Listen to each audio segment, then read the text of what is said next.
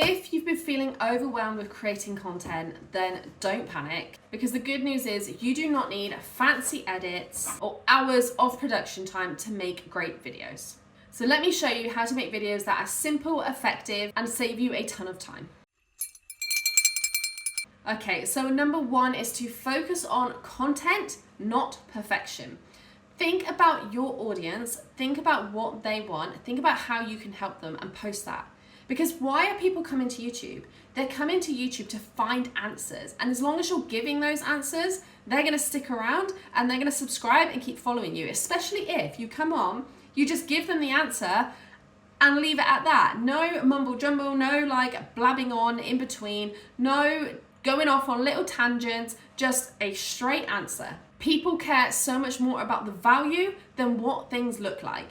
That doesn't mean you don't have to edit or add in all this stuff if you don't want to, okay? It is proven that people will stick around longer if you do all the fancy edits and things. However, people really do just want value. So as long as you are giving great value, they are gonna stick around. So if you do not have time for all the fancy edits, that doesn't mean you're not gonna grow as quick as someone who is, right? It's all about the value. It's all about what you're putting in the content.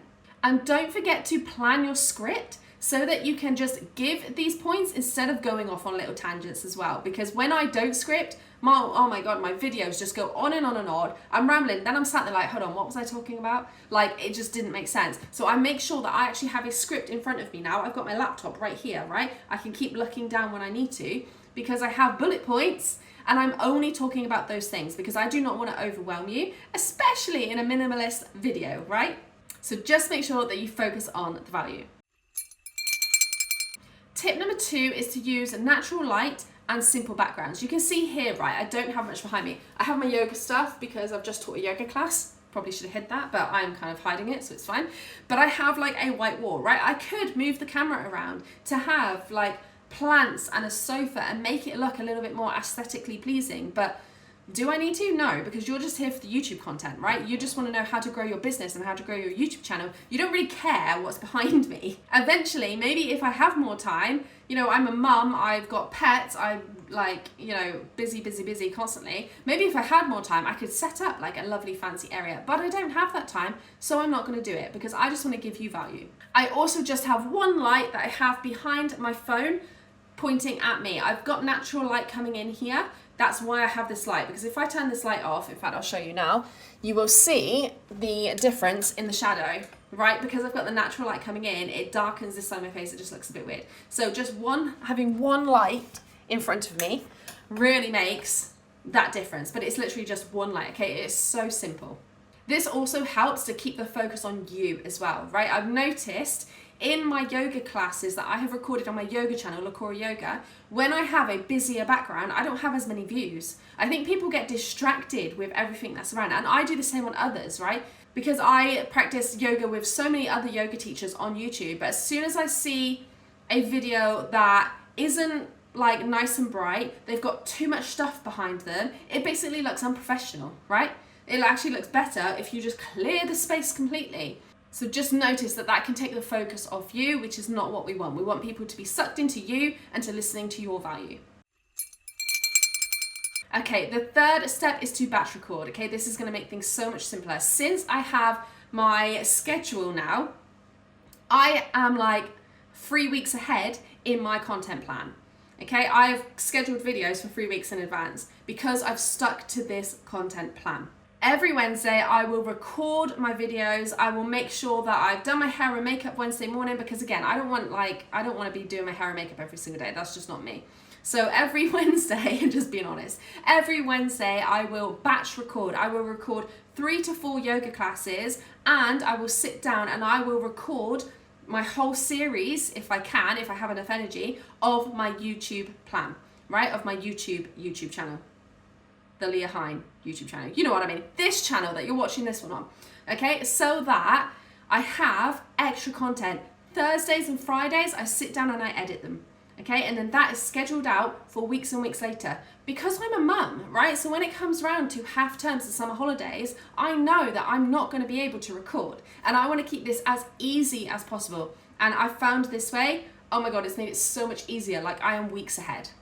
And the good thing is nowadays, like, you don't even have to keep changing outfits. I have changed my jumper, right? I'm not gonna lie, I've changed my jumper. I didn't need to, but I just wanted to. But you don't have to do that now. People know that you batch record, right? As long as you're giving value, that's what they're there for. They really do not care if you are filming everything at once and you're just changing your clothes, or if you're filming everything at once and you look the same, right? They're literally just there for the value. That is it.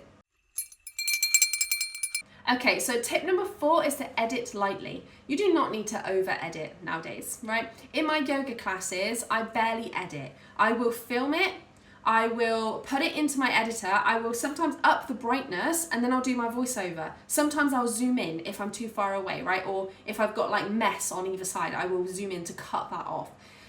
That is all I do for my yoga videos, and that channel has, in the last couple months, gone from 700 to 1,500 subscribers, right? So it's basically doubled the subscribers in a couple months, and I barely do any editing. This channel, my YouTube channel, I do edit it a little bit more, mostly because I'm talking to the camera, and I've got to keep your attention, right? As humans, our attention drifts. So it's good to have writing come up, to have little clips come up, to have something, but you do not need to overcomplicate this. I actually said in one of my videos, I'll put a link here, in this video, I mostly edit the first like minute and 2, and then that's it.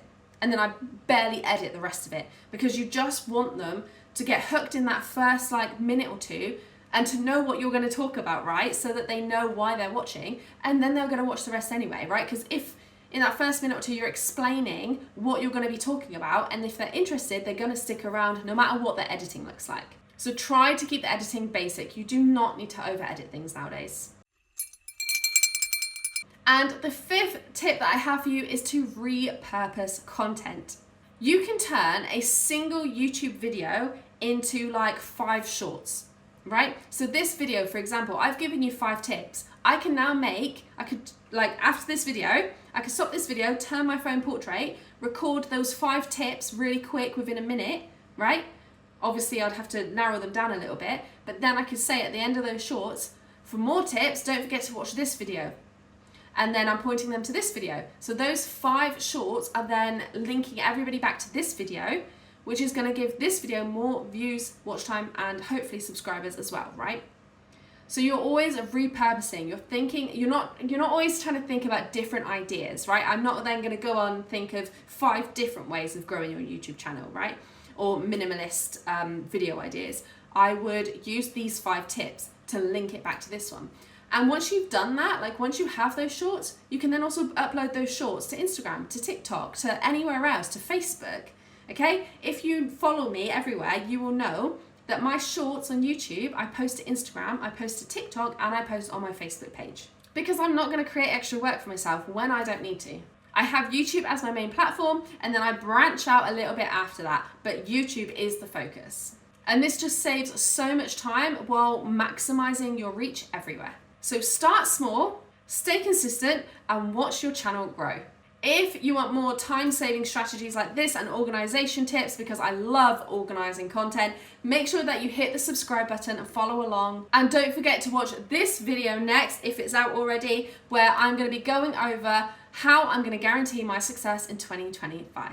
Come along for the journey, where I share with you my goals and how I plan to get there.